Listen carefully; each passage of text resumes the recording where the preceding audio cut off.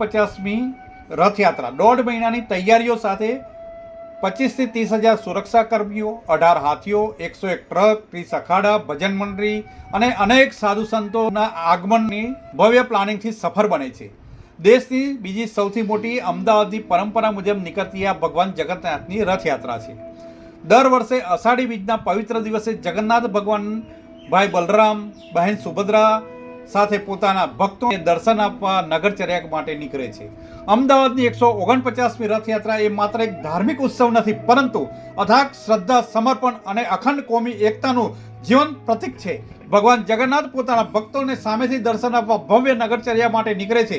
જ્યારે લાખો ભક્તો રસ્તા પર જય રણછોડ માખણચોરના નારા લગાવે છે, ત્યારે આખું શહેર જાણે ભક્તિમયથી તરબોળ થઈ જાય છે.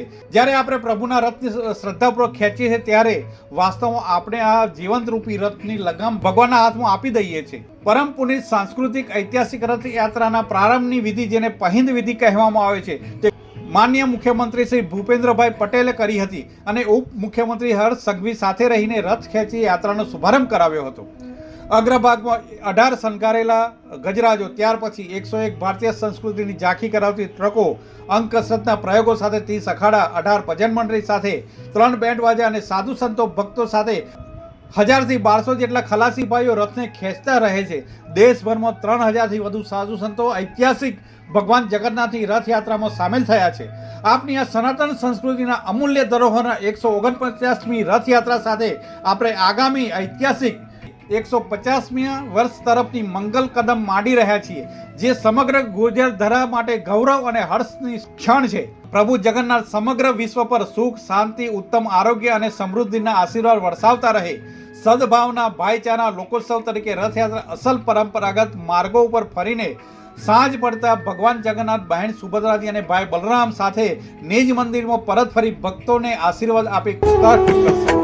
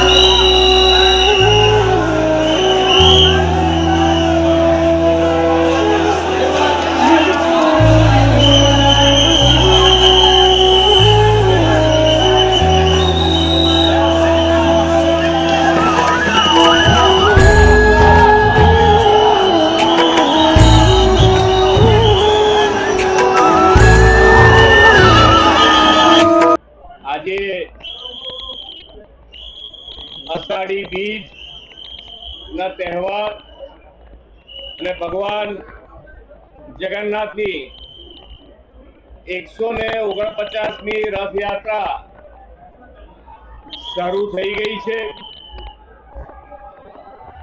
ભગવાન જગન્નાથજી, ભાઈ બલરામ, બહેન સુભદ્રાજી આજે દરિદ્ર નારાયણના ભગવાન, ગરીબો અને સૌ લોકોને દર્શન આપવા માટે નગર યાત્રાએ નીકળ્યા છે.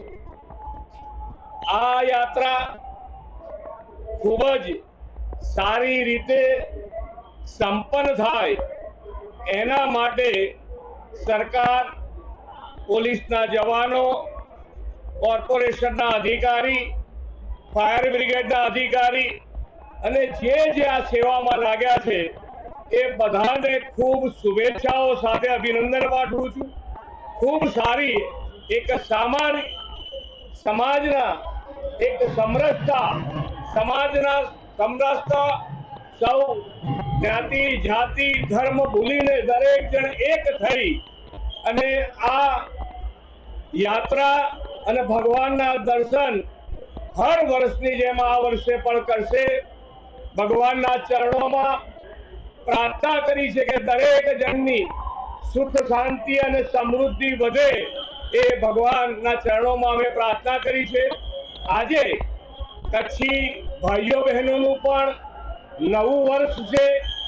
આ નવા વર્ષ નિમિત્તે કચ્છી ભાઈઓ બહેનો દેશ વિદેશમાં રહેતા દરેક જણ માટે આ નવું વર્ષ ખૂબ શુભ નીકળે, શુભ રીતે આગળ વધી શકે, સુખ શાંતિ સમૃદ્ધિ એમના જીવનમાં પણ વધે એવી ભગવાન ચરણોમાં પ્રાર્થના. એમને સૌ નવા વર્ષની દરેક કચ્છી ભાઈઓ બહેનોને ખૂબ ખૂબ શુભેચ્છાઓ.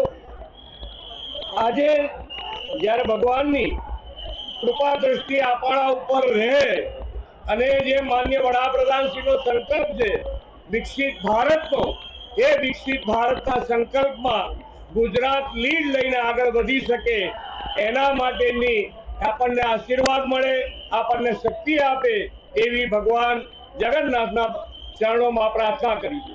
આભાર. Thank you.